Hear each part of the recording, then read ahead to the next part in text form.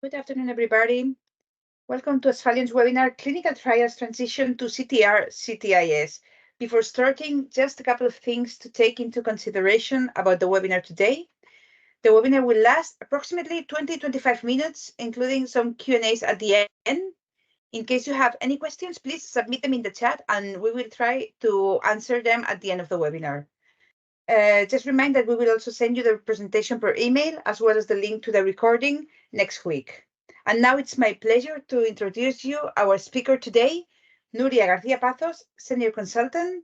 Nuria has a degree in biotechnology and 2 master degrees on the fields of pharmaceutical industry and regulatory affairs. She has extensive experience in CTIS, implementation, clinical trials, regulation, and clinical data disclosure, among many others. In today's webinar, she will review transition timelines and procedures, how to prepare a transition application, and management of post-transition actions. So, Nuria will take it from here. Nuria, please, whenever you are ready.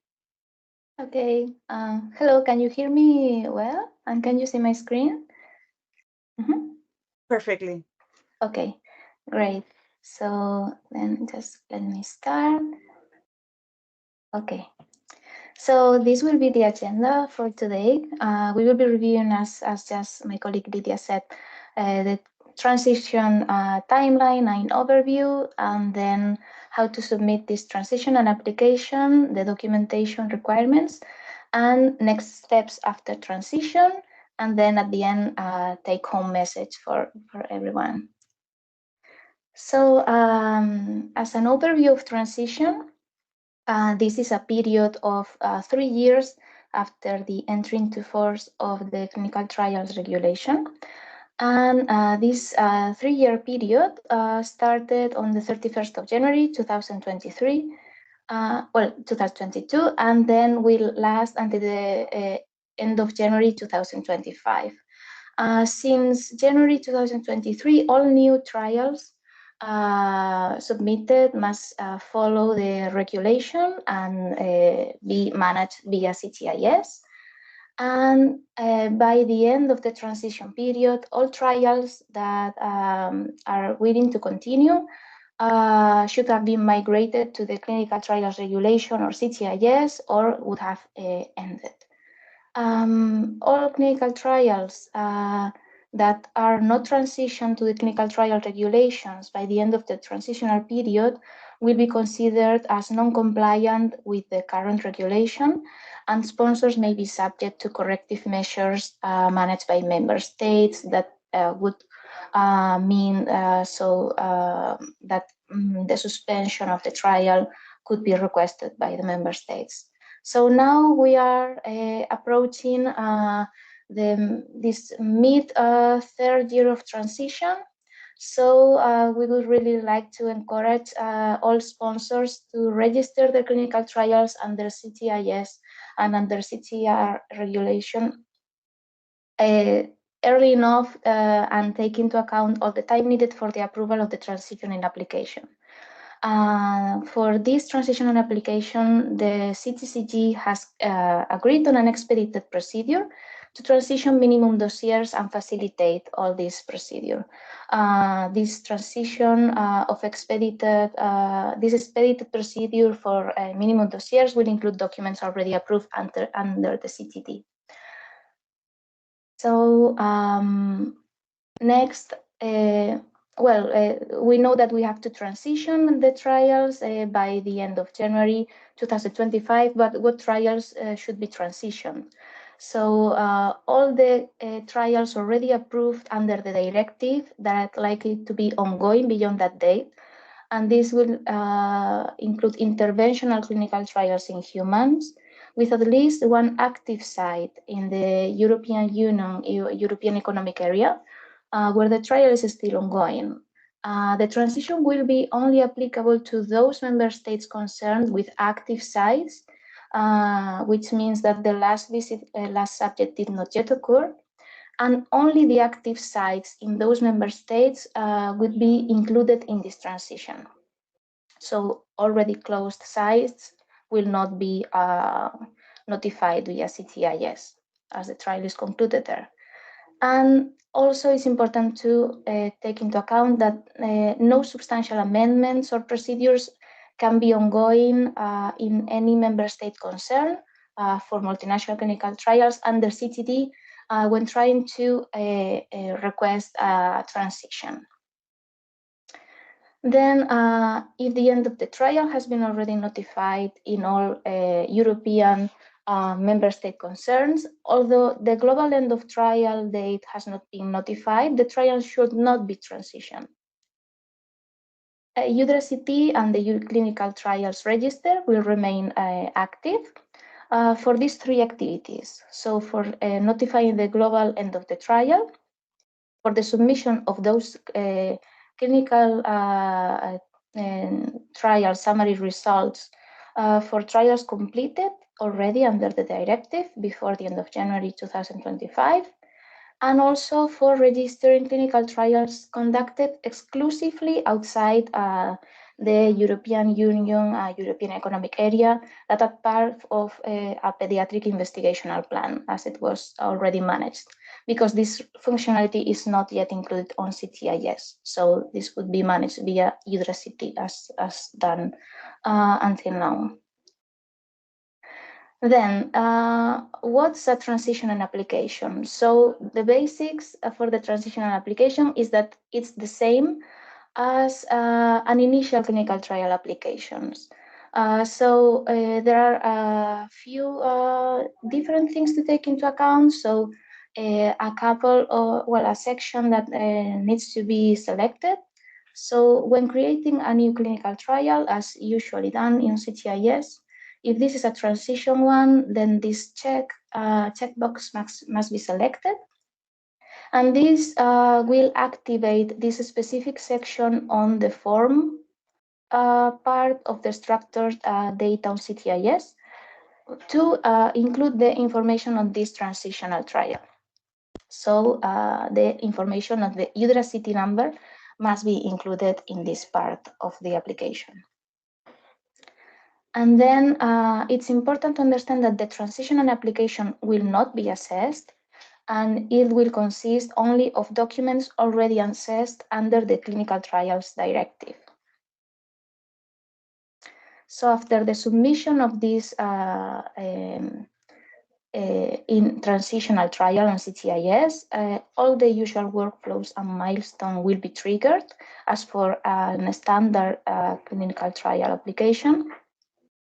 So the validation will start, then the assessment part, and then the decision part. But the timelines, it has been agreed to shorten these timelines according to the CTCG expedited harmonized evaluation procedure. So all member states have agreed on this procedure that will remain open until the 16th of October 2024. Well, after this date, it will depend on the workload of the member states that they could adhere to this procedure, to this expedited procedure. And what are the principles of this procedure? So that this will consist only in the validation of minimum application dossiers, and the timeline will be reduced to 10 days of validation, taking into account that no requests for informations are issued by the authorities, then a 7 days period for the assessment and the 5 days period for the decision. This in terms of maximum timelines. So the maximum timeline in full of these three steps of the procedure would be up to 22 days, provided that no RFIs are raised. But if an RFI is raised during validation, most probably this could be extended in up to 15 more days. So as just said before, and the member states have committed to ensure this procedure will be available for submissions up until the 16th of October, but starting from there, they cannot commit to meet this timeline.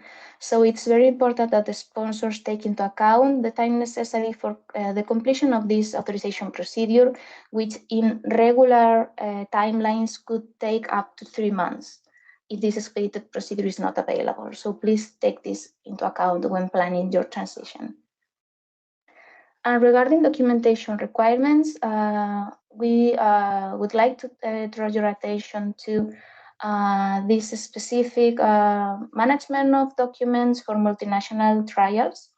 So for all multinational trials submitted via CTIS, and according to the regulation, Part 1 documents are just one set of documents that all member states concerned will approve. So the common documents for Part 1, IB, IMPD, and protocol must be harmonized or consolidated to proceed to transition. And what are these two terms?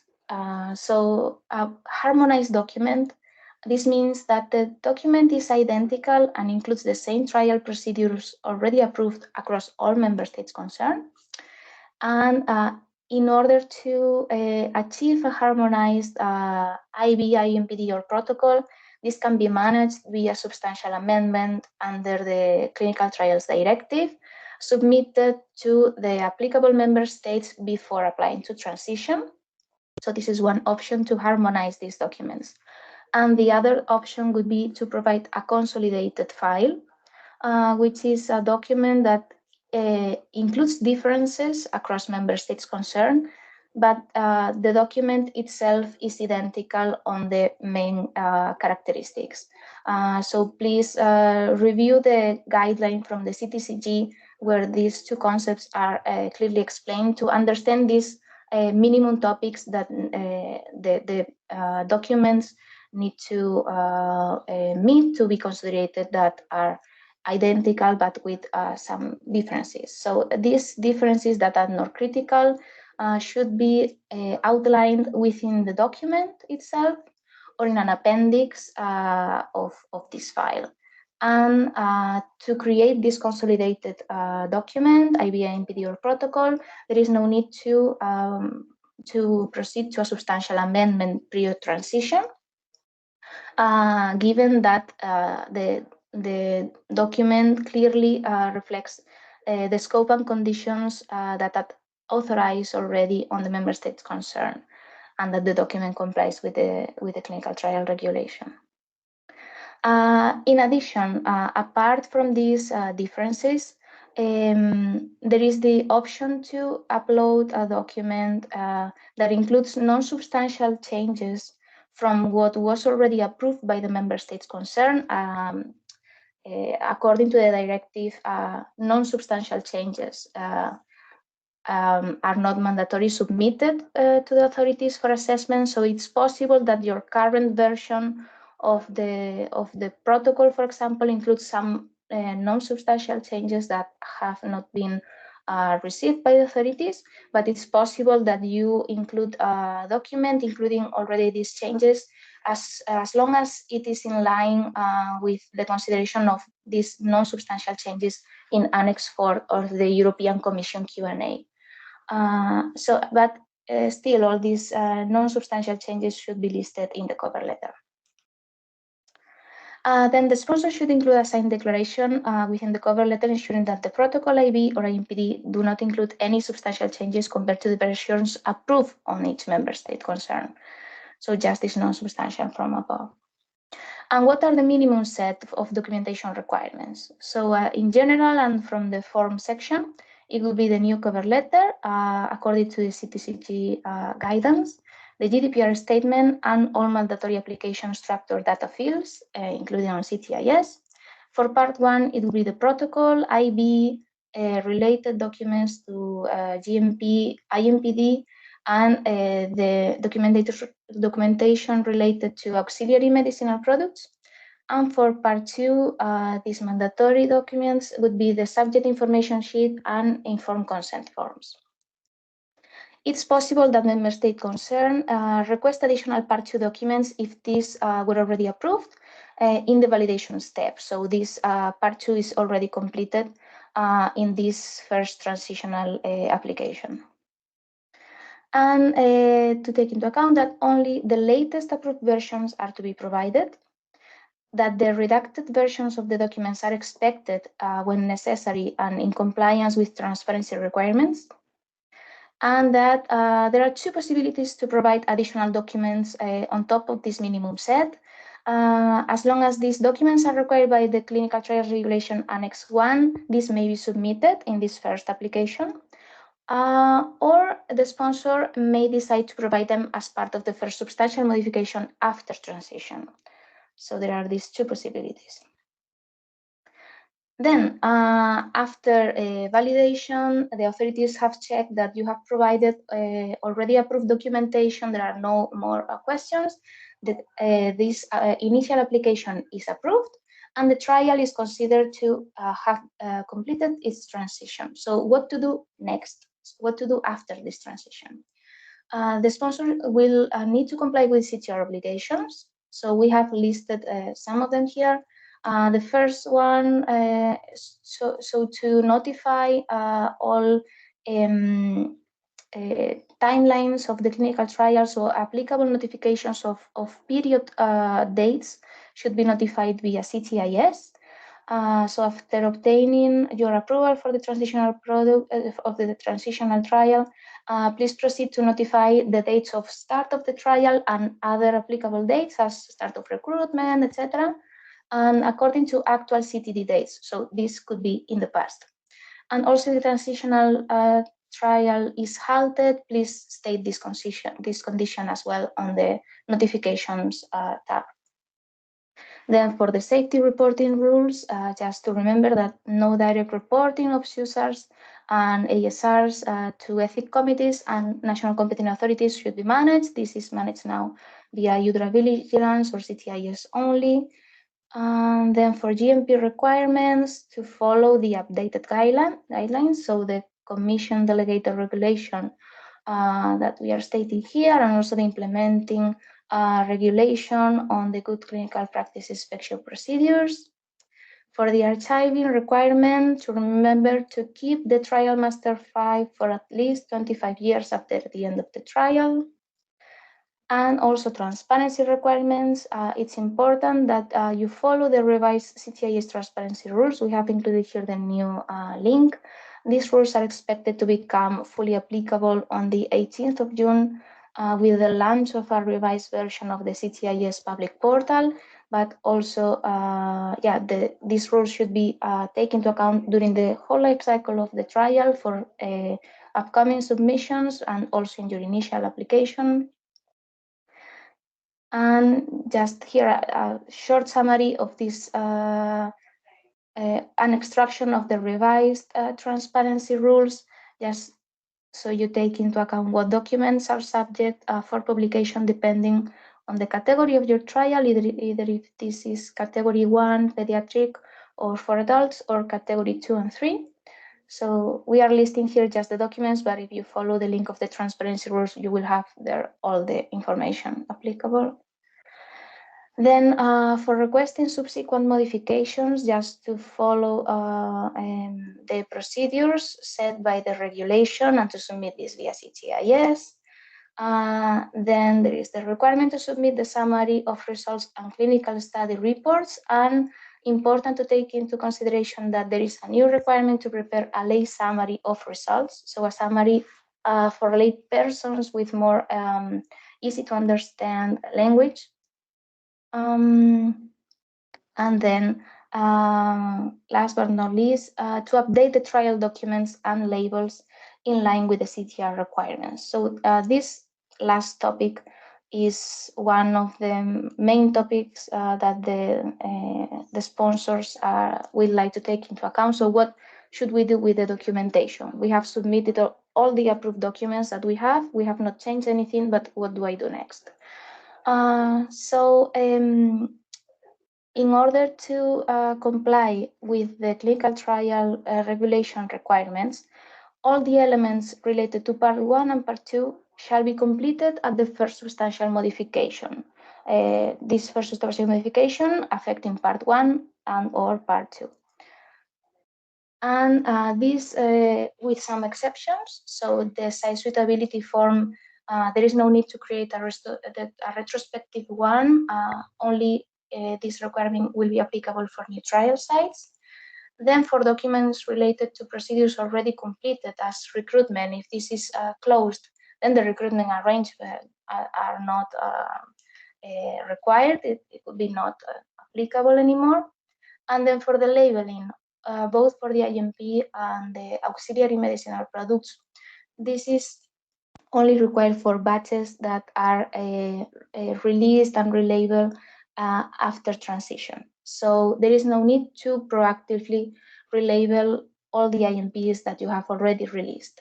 And in addition, the old label could still be used after transition for the batches manufactured after transition if this new label is not yet approved in the substantial modification of part 1. So yeah, you can still use your label products, just take into account to update this label at the first time, first substantial modification after approval, and then use this for new released batches. Then if the sponsor would like to add an additional member state concern after the trial has been transitioned, then part 1 documents should first be updated to be in line with the CTR requirements via substantial modification.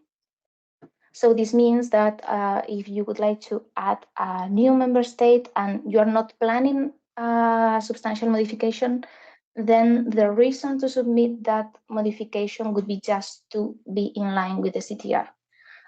So an additional modification should be submitted for this reason.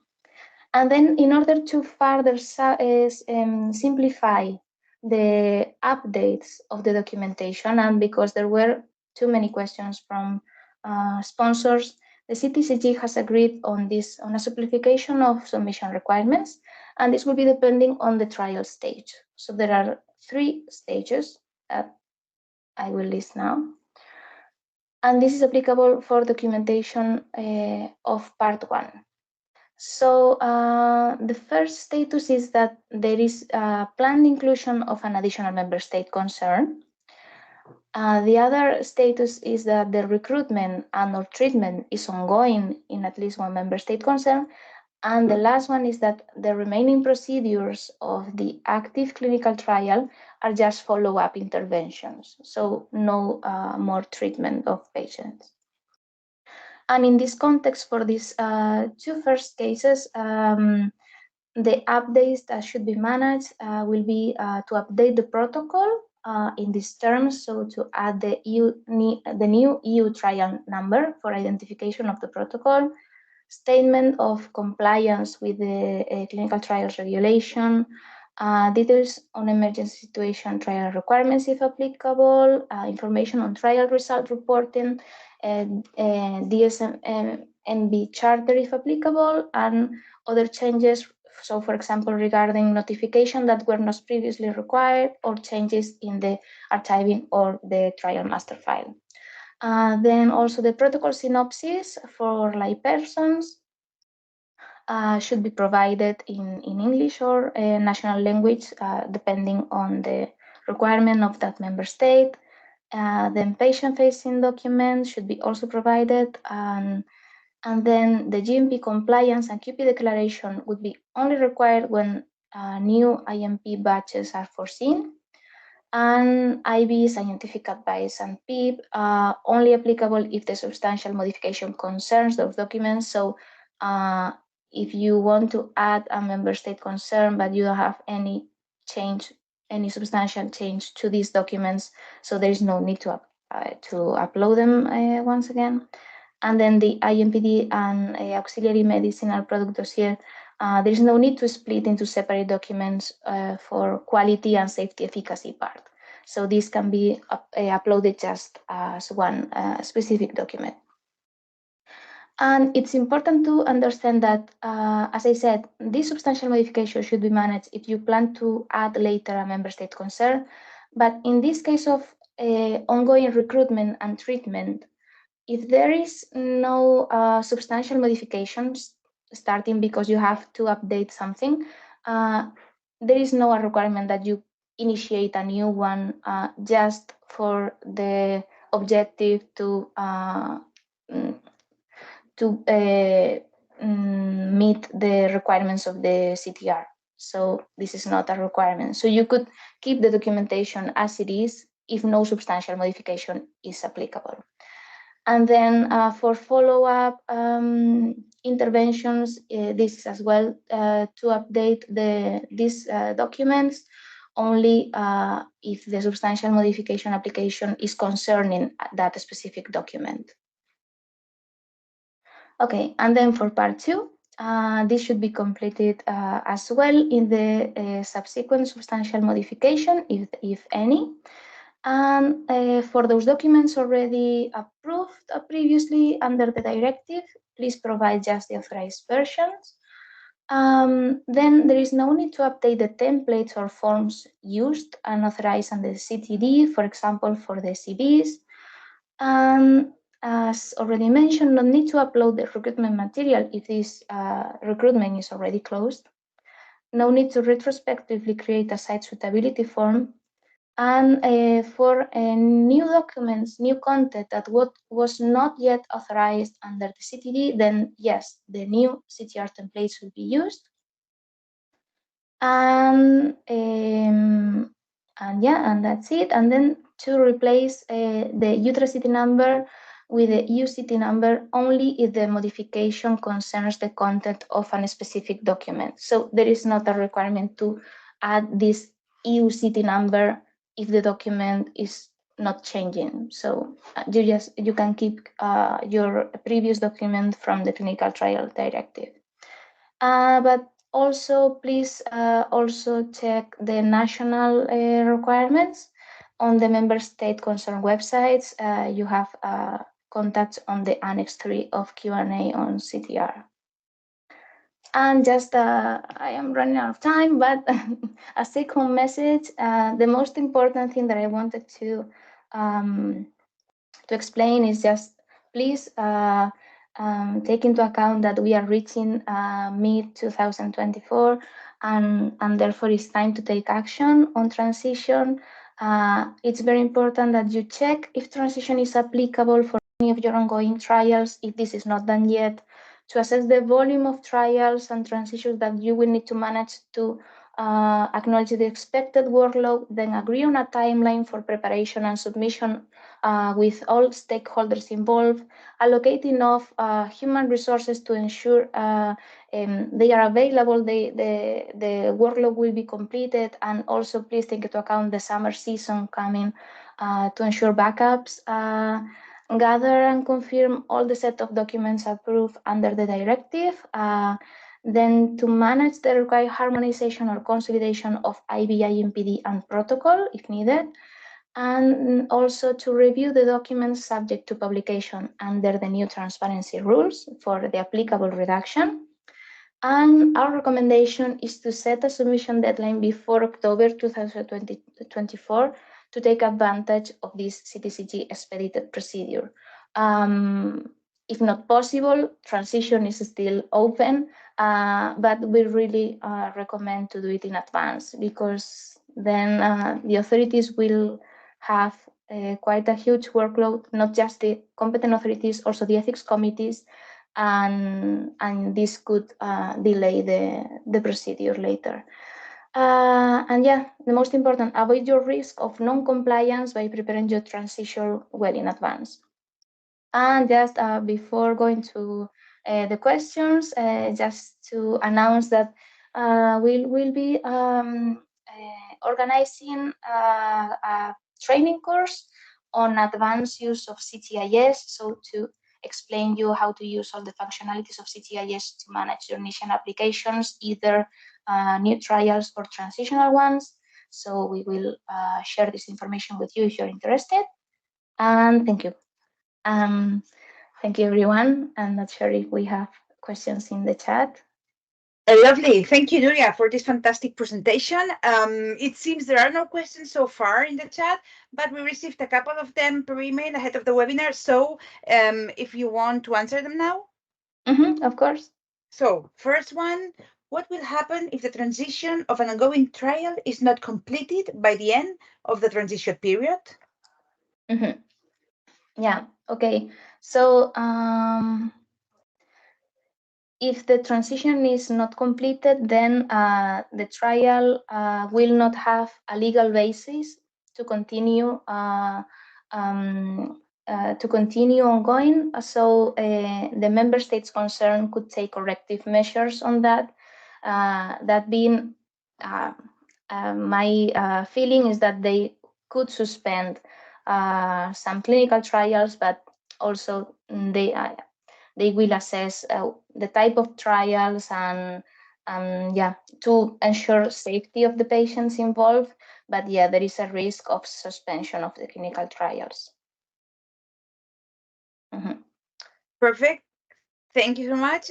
Second one, if the sponsor is not adding any additional member state, neither a substantial amendment is required until the end of the trial, should a substantial modification to align with the clinical trial regulation be still submitted? Okay, so no, in this case it's not required. So this would be, so this case that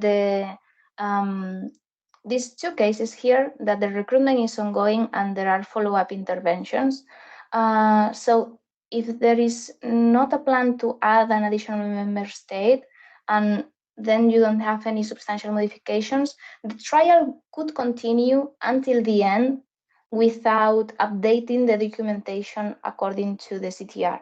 So just with the minimum set of documents, it's possible to continue the trial because it's not a specific requirement to initiate specifically a substantial modification just to bring the documents in line with the CTR. So yeah, the trial could continue until the end with no further modification of the documents. Perfect, thank you. And we do have now one question from Azara. When is applicable upload in CTIS a protocol synopsis for lay persons? Sorry, a protocol? The synopsis. synopsis for lay persons, exactly. Yeah, okay. So in principle here, the CTCG said that the protocol synopsis for laypersons should be uploaded at this time of the substantial modification. So for an additional member state concern, in the previous substantial modification, the protocol synopsis for laypersons should be provided. And then for the other cases, just when the protocol synopsis is affected by an update, so then a version for laypersons should be provided. But also in one of the trials, in one of the training sessions from the EMA, they said that they might be releasing some additional information on this protocol synopsis for laypersons, but for what we have at the moment, this should be updated and provided at the time of this substantial modification to meet the CTR. So yeah. Perfect. Thank you so much. It seems there are no more questions so far. Remember that you can still send them anytime to info@asphalion.com. Thanks to everyone who attended, and we hope you enjoyed the webinar. Have a nice afternoon, everyone. Okay. Thank you. Thank you, Nuria. Bye.